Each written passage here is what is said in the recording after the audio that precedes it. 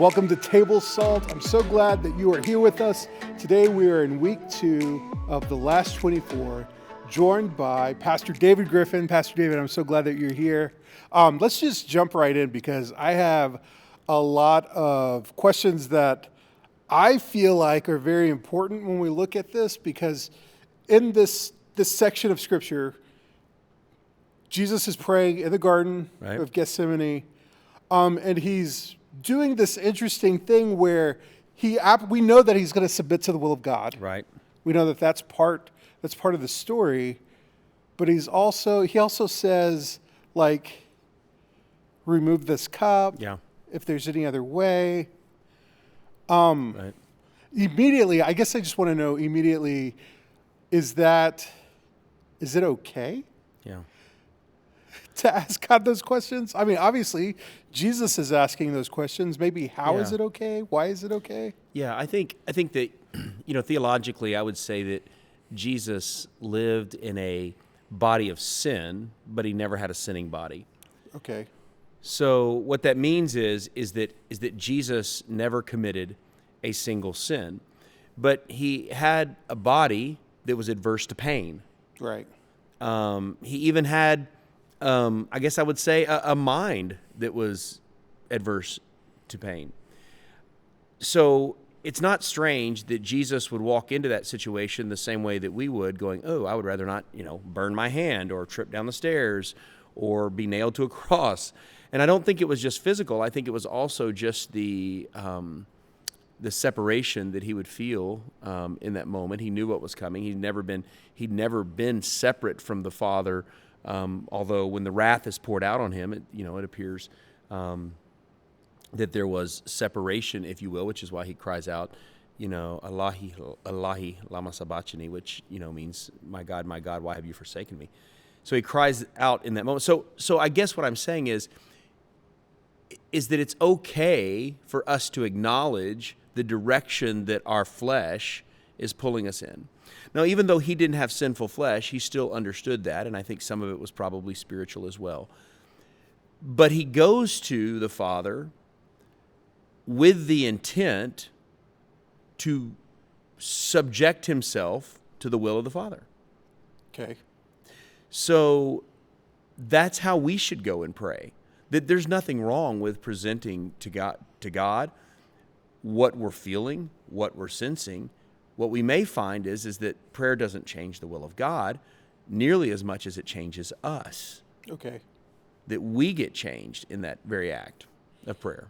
So I guess why there's a struggle here is because, is this a temptation? Because we kind of see this theme popping up. Like if we go back to Jesus being tempted in the wilderness, right? There's this idea of, like, the devil is coming at him and saying, God has commanded his angels concerning you. You can, and like and then we go further forward into Jesus' life, and Paul is like, Jesus is telling him what's about to happen. Okay. And Paul is like, I'll never let this happen. And Jesus literally says, behind me, Satan. Like, and there's this sense of, is this going to, and then here he is in the Garden of Gethsemane, and he's struggling with, like, this idea of, is he struggling with this idea of submission to the will of God? And even while he's on the cross, there are people yelling, you can come down. Is this like? Well, to feel conflicted with the will of God, once again, is part of what it means to be human. Is that temptation? Well, I think that temptation could be in front of us in that scenario, depending on what we're being drawn to do. I think I'm not sure that I know exactly everything that would be involved in that, and certainly there's a lot of theological discussions about the will of God and the permissive will of God and all those kinds of things. But I think that generally speaking, it's okay to walk in or to speak to God in a way that says, look, this is what I desire, this is what I'm struggling with, and then to be submissive to whatever it is that he has for us. I'm going to push just a little further into this, because I've heard this question before. I know that there's probably somebody who's watching this video as we're talking about Jesus in the garden, and he's submitting to the will of God. He's saying, not my will, but yours. Does that mean that Jesus had a choice in the matter? Could he have said, this is too much? Well, he would have Come get me. I'm out of here. Well, he would have ceased. I think he would have ceased to have the divine right that he had he done that. I think that would have, he would have. It says in Philippians that he, that basically that he had an attitude, and he basically chose to make himself to take on the form of a servant, being found in the likeness of a man, humble himself to the point of death, even death on a cross. Right. And so yeah, I think there was a choice there.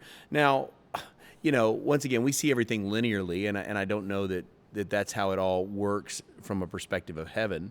I don't think that, it was like, well, this minute he was in the will of God, right here he had a chance to get out of the will of God, and then over here he would be out of the will of God. I think it happens more instantaneously in heaven. I don't think they're confined to time and space, but that's a whole different message for another. Yeah, I think for us, there's kind of this sense of I'm learning to submit to the will of God. Right. Right? And so what does this story, does it teach me about my walk with God, or does it teach me about the character of Christ? Well, I think a little bit of both, but I would say for me, it is encouraging because sometimes I think the longer I walk in faith, the easier it will be for me to do the will of God. And I'm not sure that's necessarily the case. It's like if I was more spiritual, I wouldn't have any desires that were opposite of God's. Right. And I'm not sure that that's true. I think that you can be, in this case, in Jesus' case, the most spiritual person that has ever walked the face of this earth, God himself, if you will, and still have in that, for us, the sanctification process, for him in his divinity, able to have that struggle and have that moment. So I think, I hope that's encouraging to us, because it's okay to think, man, I really don't want to deal with this relative that's going through a health issue. I really don't want to have this financial crisis. I really don't want to walk through this with my children. I really don't want to lose this game, something as big or as small as one of those things. And that doesn't mean, just because you're sensing that tension, that conflict in those moments, doesn't mean that you're any less spiritual or you're any less sanctified. Quite frankly, it may just be the next step in what he is doing in you, conforming you to the image of the Son. Is there a line in the sand with that, though? Like, is there a place where I'm trying to conform to the will of God in my life, and I'm trying to be okay with all of the things that he's doing, and I just refuse to? Like, how far do I get to go with that? And if I decide, no, I'm not comfortable with that, and I'm outside the will of God, yeah, am I a sinner? Well, like, is that sin? Well, yeah, I think that would be disobedience if you remained outside the will of God. I think that's definitely true. So if I'm saved, let's talk about, like, just as a pastor. Let's talk about Rocky. I know. Well, not specifically about me, but from my perspective, I'm a pastor, right? Yep. And I feel like I had a call on my life. Right. But let's say instead of going to Dallas Christian College, I decided to go to University of Texas. Okay. And instead of being Pastor Rocky, I was Dr. Rocky, biochemical engineer. Right. Am I outside the will of God? Well, there's always a way to honor God from here. Right. We say that regularly around here, and I think that's important to know, that wherever you are, there's a way to honor God from here. Whether or not, once again, it's God's divine will or his permissive will, here's what I know, is that he knew you would be in this particular place, and he's going to give you the next step. And that next step is going to take you in a direction, and I don't know where it's going to lead, but I do know that it's going to require obedience tomorrow. And I forgot, I had something else to say there that was like really, really deep and rich, but just assume that I said something really powerful right after that. But it was probably the one thing you needed to hear, and now lost to the ages. Yes, it's gone forever. It was apparently God's will that they didn't get it. Yeah. So I think I guess that there's this sense of, because I know I've talked to a million people who were raised in the church. Okay. And some of them have even started like pursuing what they believed that God had in store for Yeah, them. sure. And making those decisions felt like the most incredible act of faith. In that, like they were being obedient to their parents. They felt like they were dying to themselves. They went to Bible colleges. They Yeah. went to seminaries. And now they're not doing any of that. Yeah, and I get that. A lot of people feel like they've missed the will of God. I felt like God was calling me to the mission field, and I never went. And so I guess I'm just going to have to limp through life. What I'm telling you is that that's not the way that it works. I think that the way I kind of view God's will is like a choose your own ending book. In other words, the story has already been written. Okay. But there's decisions that have to be made along the way that determine what the path is going to look like. But at the end of the day, the story has already been written. And it's not like, I wouldn't say that they can't be dishonoring, but either one of those that continues to respond in obedience, there's places that we have choices, or at least it seems like it. I mean, come to Jesus if you can. Whatever he's got going on, you choose in that moment to be obedient, and it will take you to a specific place along the way. That's how I view it. So, Okay. So just for clarification, keep going. I just want to make sure. Right. I don't want to read into like the words that. Is that a pun with me talking about the Choose Your Own Ending book? No. Okay, you no, said no. read. I'm sorry. I'm very clever though. Maybe I'm doing it subconsciously. Yes, probably. No, but I feel like in the church there's like this real sense of there's one way. Yeah. It's so we speak in so many absolutes. Right. That sometimes as a follower of Christ, Good question. it's really easy to feel like if I don't get it exactly right, then it is completely wrong. Yeah. If I don't get it exactly right in every detail, Right. then it is completely wrong. Are you saying that that's not the case? I don't think that's the case. But I think, once again, I think there's a step of obedience in front of every single one of us. And that is going to require submission. It's not submission to the decision way out there. It's submission to the decision that's right in front of us. Of course, when we became a believer, we bowed the knee to Christ. We declared that He is the captain of our soul, the master of our destiny. And so, but along the way, whether we get tripped up, we return to the old patterns of the flesh, whatever it is, we have to continue to be obedient and submissive in the choice that is right in front of us. It's so easy to think that it's way out there. Well, I could never get back to I feel like God was calling me to the mission field. I could never get back to that situation. My life has gone too far. I've had children. I'm married. I felt like I was supposed to be single for the rest of my life. Listen, don't go, it's not backwards, it's forwards. And it's not even out there, it's just right here. What does the Bible say about itself? It says, "Thy word is a lamp unto my feet and a light unto my path." In other words, it's not a floodlight, it's just a lamp. It gives me a step or two, what I know. And so I think when it comes to the will of God, we just submit by taking the very next step that's in front of us. So that's big. That's a big statement. Could be big for someone, for sure. Yeah. So it feels very casual and easy when you're saying it. Yeah. Just like, but it's not easy when I'm living it. Yeah. I completely get that. It's not easy at all when I'm living that. And so I think that I wake up every day and I pray, Father, what do you have for me today? What decision is going to be put in front of me today? And I want to submit to whatever it is that, is your will. Yeah. And I do that every single day. And honestly, several times throughout the day, because I recognize that there will be temptation to head in a different direction. Yeah. And I just think Christ in the garden, and he's praying, I feel like he has one distinct advantage over us, and that's he knew God's will. Sure. And I feel like we don't always 100%, maybe we don't always have that luxury. Yeah. But I think that part of what happened is, obviously, I believe that when Jesus became a man, it limited his omnipresence.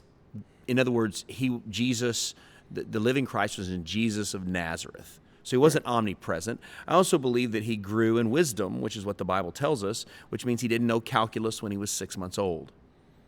Okay. Right?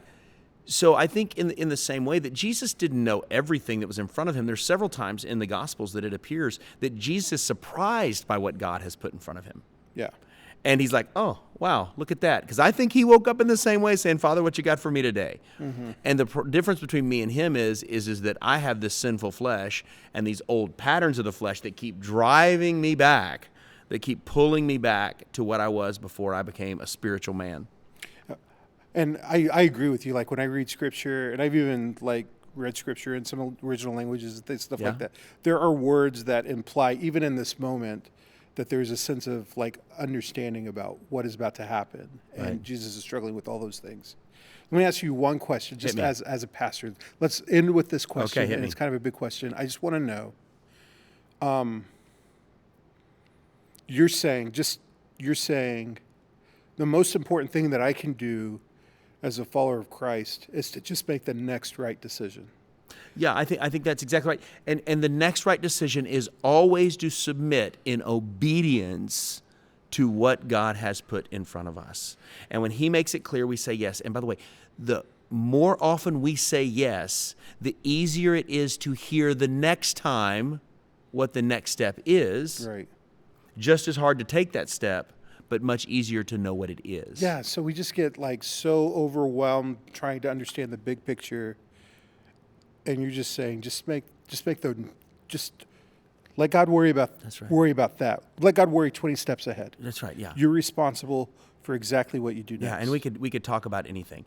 If we're talking about, I don't know what I should do with my time. I don't know with my family. How do I reorganize it? Listen, here's what I tell you: go to church next Sunday. I mean, I'm saying, go get in fellowship with other people.